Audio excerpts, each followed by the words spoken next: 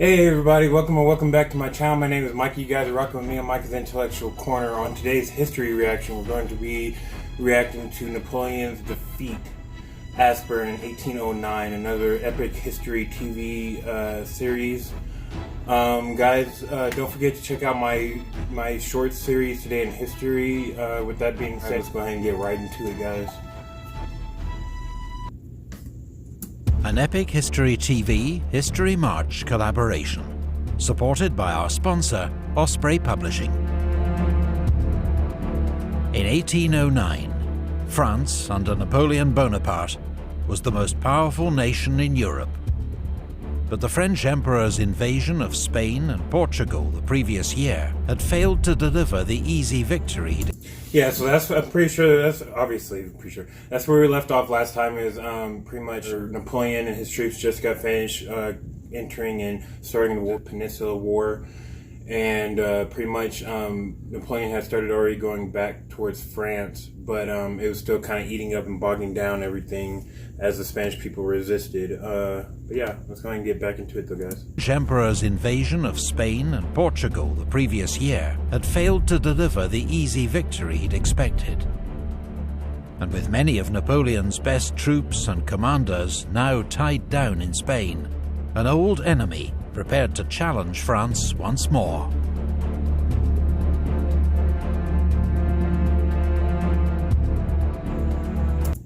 Yeah, I feel like, because even though it might seem like a really good time to strike right now, we also have to remember, I feel like, you know, Napoleon might still have a pretty good army back home, pretty good grand army back home, and on top of that, they also are surrounded on all fronts.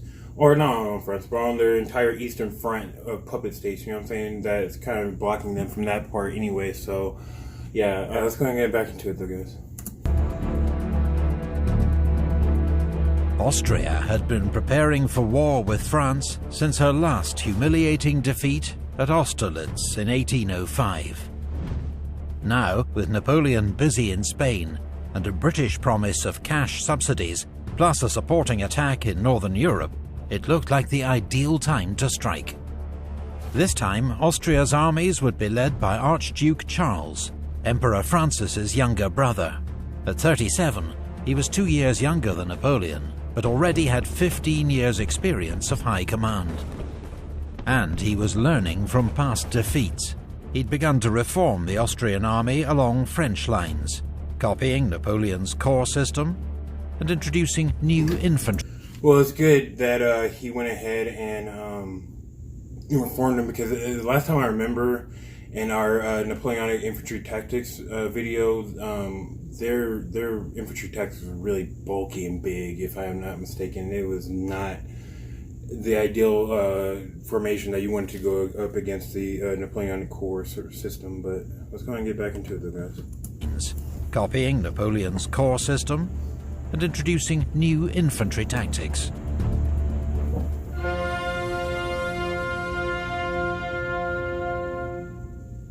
In the Napoleonic Wars, infantry fought in close order, packed together, standing shoulder to shoulder. But why present such an easy target for the enemy? First, command and control. Before radios, orders had to be relayed by shouted commands, drums or bugles. Difficult enough in the smoke and din of battle, almost impossible if troops were scattered. Second, firepower. Smoothbore muskets were inaccurate beyond about 80 yards. So real quick, guys, we mainly learned about this, and I'm going to put a card up here in the corner for it, but it looks like he's literally going through the entire Napoleonic infantry tactics video that we already kind of covered. Actually, we covered this entire video in its entirety because it's only a 5-minute video, so I'm going to go ahead and leave a card for it right there, and then I'm going to go ahead and skip over this a little bit because again, I can't add in any new information or commentary that I already did a few weeks ago, so I'm going to skip over this a little bit and then we'll get back into it though, guys. Napoleon, warned by his spies that Austria was preparing for war, left Spain and raced back to Paris, arriving on the 24th of January 1809.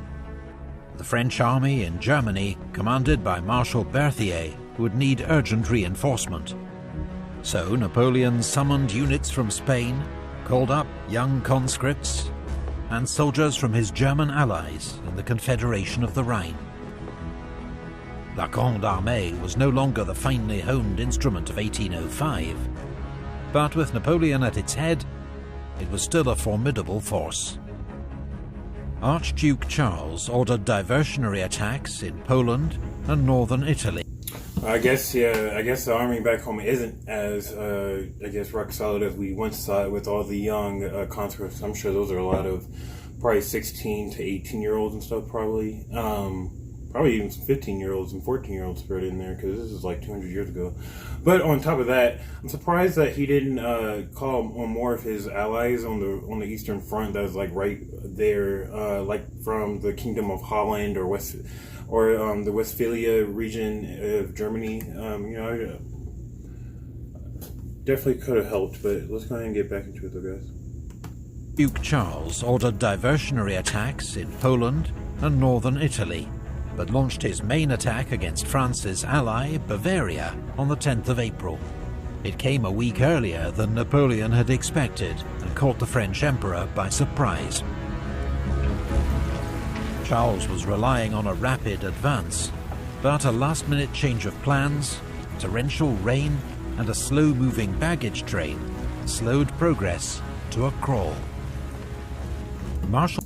I don't know why I just saw this, but I guess looking at that picture, I wonder if, because obviously, I don't know, maybe they had a good, system in so that their helmets and stuff wouldn't rust, but I wonder if that was ever a big issue with these type of helmets and stuff, if they ever rusted in this heavy rain pour and stuff. That would really suck, if so, to have a rusty helmet stuck to your head while trying to march and worry about war. But yeah, let's get back into it though, guys.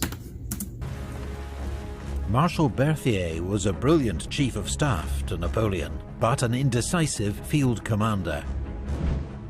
His forces were too widely dispersed, and Marshal Davout's Third Corps was dangerously isolated at Regensburg. Charles ordered his corps to converge and destroy it. But on the 17th of April, Napoleon arrived at Donauwörth to take over command. He immediately ordered Davout to withdraw from his exposed position. It was too late for him to escape without a fight. Davout's Third Corps was one of the best in the Grande Armée, and in a fast-moving battle across wooded hills, the heroes of Auerstadt threw back the Austrians. Despite the heroism of General Major Liechtenstein, badly wounded, leading his troops forward, Third Corps escaped the encirclement. The Battle of Teugn-Hausen was the start of Napoleon's so-called four-day campaign. First, he used Marshal Lefebvre's... Yeah, I feel like the Third Corps is definitely Napoleon's best, especially now that he has so many freaking, like I said, again, so now that he has so many, young conscripts and stuff. That is definitely his best corps. Yeah, let's go ahead. And the fact that they're able to keep doing what they're doing, doing these faint retreats, all that stuff. Let's go ahead and get back into it, guys. So-called four-day campaign. First, he used Marshal Lefebvre's Bavarian 7th Corps and a provisional corps under Marshal Lannes to drive a wedge into the Austrian army. Then he pursued its left wing towards Landshut, believing he was following the main Austrian army. French troops and their German allies stormed the town's bridge to win a hard-fought victory. But Napoleon realized that Archduke Charles was not at Landshut, and that, once again, he'd left Marshal Davout to face the main enemy force. Sending Marshal Bessières in pursuit of the Austrian left wing, Napoleon swung north, falling on the Austrian 4th Corps at Eckmühl. Well, if anything, now it kind of seems like it kind of worked in Napoleon's advantage anyway, because he's able to get the flank that he wants from it anyway. Although, the Austrians still have a way to escape from the north. But we're gonna get back into it though, guys. The French and their German allies won their 4th victory in as many days. But Charles's main force was still intact, and hoping to keep it so, he ordered a rapid retreat across the Danube. The French pursued, storming the walled city of Regensburg, which they knew as Ratisbon, with its vital stone bridge. Napoleon put Marshal Lannes in charge of the assault. When the attack faltered, Lannes threatened to lead the next charge in person, and his men, suitably chastised, took the city. During the siege, Napoleon was hit in the foot by a spent bullet, causing widespread alarm, but it proved to be a superficial wound.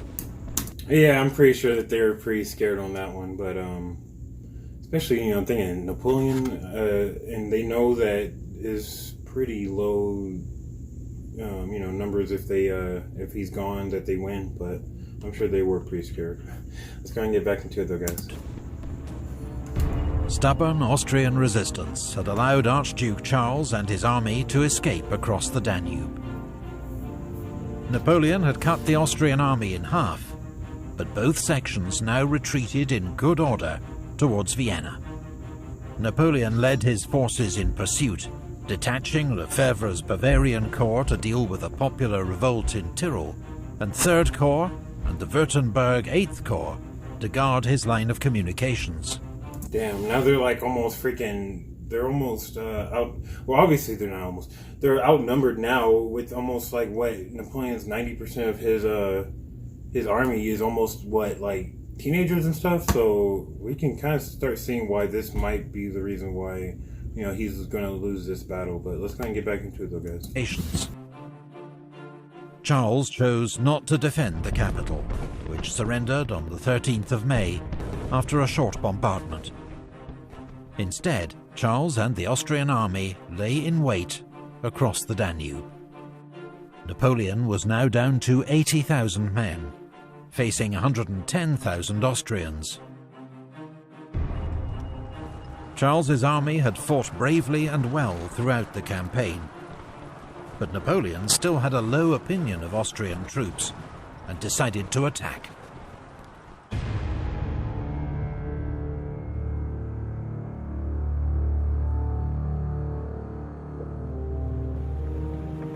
On the night of the 20th of May, French engineers hastily built a series of floating bridges between the river islands of the Danube, and French troops began to cross.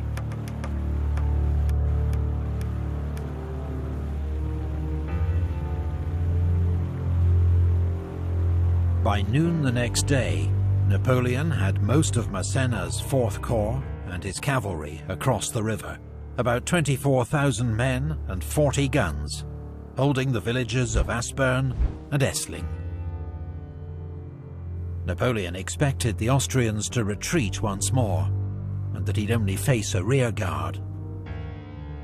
But reports soon arrived that the entire Austrian army was advancing against him in 5 attack columns, 90,000 men and 300 cannon. The situation got even worse. The Austrians began to float heavy barges and obstacles downriver to smash through the flimsy French bridge. Each time, Napoleon's only supply route was cut off for several hours, causing critical delays to the arrival of reinforcements and ammunition. Damn, yeah, this is definitely Napoleon's worst setup for a battle thus far, 100%, but let's go ahead and see how it works out. Obviously not the best, but... For several hours, causing critical delays to the arrival of reinforcements and ammunition.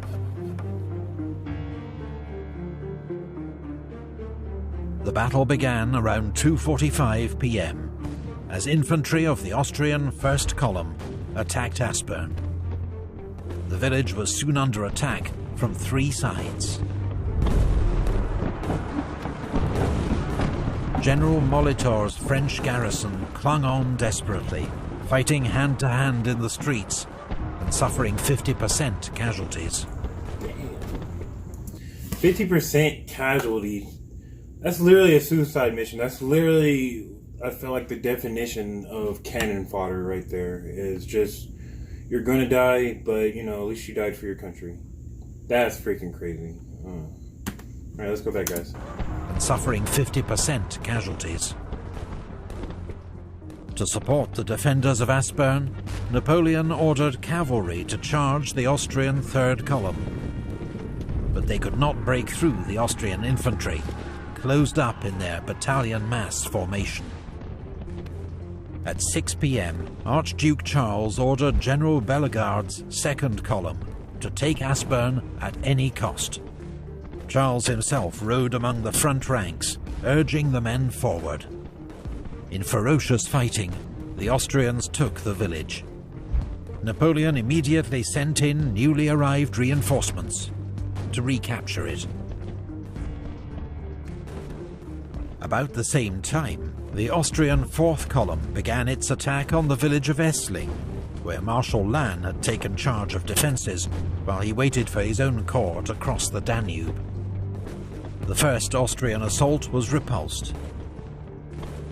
I feel like there's something the Austrians they aren't taking advantage here, and primarily it's the fact that they're, instead of using the entire force to encircle Essling and Aspern, they're actually just, it looks like they're stacking on top of each other in the very back, which I don't know why, but I'm sure somebody can tell me in the comments though. Let me know. Get back to it. The veteran French cavalry commander General d'Espagne led his cuirassiers in pursuit, but was hit by grape shot and died of his wounds. Around 9 p.m, the Austrian Fifth Column finally arrived in position and made its first attack against Essling, which was thrown back by Lannes' troops. As night fell, firing died out across the battlefield, and men got what rest they could among the dead and the wounded.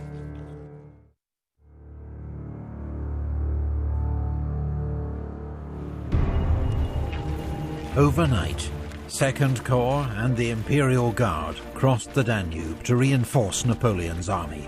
I would say, I know the freaking Austrians can see them crossing like that, but we also have to remember this is 200 years ago, before, you know, actual lights and stuff, so I guarantee in the dead of night like this, they probably can only see most likely 5 feet in front of them, and the rest of it is just pitch black darkness, so we also have to remember that. I'm sure that they might be able to hear the rustling though of all those men marching, has to be, but let's see what they got. They obviously got something planned. Let's see. Crossed the Danube to reinforce Napoleon's army, which now numbered 71,000 and 150 guns. But then the bridge broke again, leaving Davout's Third Corps still waiting to cross. Nevertheless, Napoleon decided to attack, using Second Corps to break the Austrian centre. But first, just the fact that he can't even have his best corps in there too is just really shit. Is just really crappy, because you know, that's his best of the best, and now right now he's essentially having a bunch of teenagers take these two cities, which they're actually doing pretty good, but it's not for long. Let's go back. First, Aspern would have to be retaken. Heavy fighting broke out in the village before dawn. By 7 a.m, it was back in French hands. At Essling, fresh Austrian attacks were fought off by General Lassalle's cavalry and units of the Young Guard.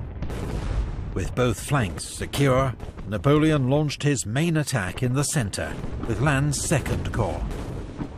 Austrian guns poured fire into the advancing French ranks. General Saint-Hilaire, leading the attack, a hero of Austerlitz and Jena, had his foot blown off, a wound that proved fatal. Archduke Charles sent his grenadier... You know how much you have to love your country to go walking headfirst into cannon fire? That is literal suicide. And again, there's so many freaking definitions of cannon fodder in this battle. It almost makes you a little afraid that if you live that far back to be in the infantry, because you're gonna die. It feels like it. There's about an 85 to 95% chance you're gonna die. Like, that is ridiculous. Walking headfirst into cannon fire. Like, I don't know. Let's get back to it, though, guys. Archduke Charles sent his Grenadier Reserve forward to strengthen the line. The French infantry, under torrential fire, began to fall back. At this critical moment, the French bridge over the Danube was broken again, halting the vital flow of reinforcements and ammunition to Napoleon's army. By 2 p.m, the French had been driven out of Aspern once more. Heavy fighting continued in Essling, which was briefly captured by the Austrians, then retaken by the Young Guard. Napoleon knew his army could do no more. At 4 p.m, he ordered his exhausted cavalry to make a last charge to keep the enemy at bay, then gave the order to retreat. Archduke Charles, whose own army had suffered huge losses and was low on ammunition, was content to watch the French withdraw to the island of Lobau. In the final moments of the battle, Marshal Lannes, one of Napoleon's finest commanders and closest friends, was hit by a cannonball that smashed both his legs. He died of his wounds a week later. It was a deep blow to the Emperor.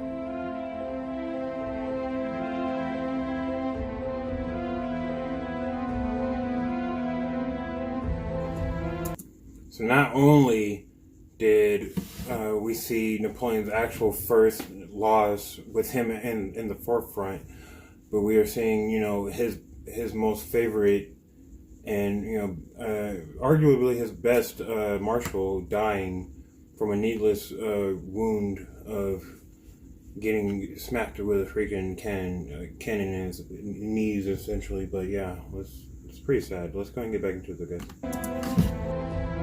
The 2-day Battle of Aspern-Essling was Napoleon's first major defeat, caused by his overconfidence and hasty planning. Both sides suffered heavy losses, and Napoleon avoided a much greater disaster only because of the exhaustion of the Austrian army.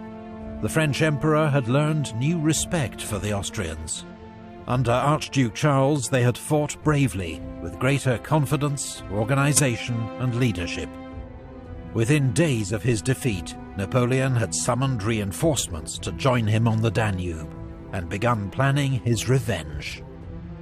If you'd like to learn more about Napoleon... Alright guys, we're going to stop right there. Yeah, so in my opinion, definitely hasty positioning, because I feel like there were definitely better positions that he could have picked up on the Danube. But he chose like a spot that had like 3 different cuts in it that could have been smashed by those debris that they were sitting down, instead of having just like maybe one area that they could have maybe tried to push some of that away or something. I don't know. But anyway, thank you guys again for joining me on another episode of Micah's Intellectual Corner and another history reaction. Thank you guys for recommending this amazing series. I really do love getting into these different ones. With that being said, thank you guys again for joining me on another episode. Don't forget to check out my short series, Today in History. I'll see you when I see you. I'm out. Peace!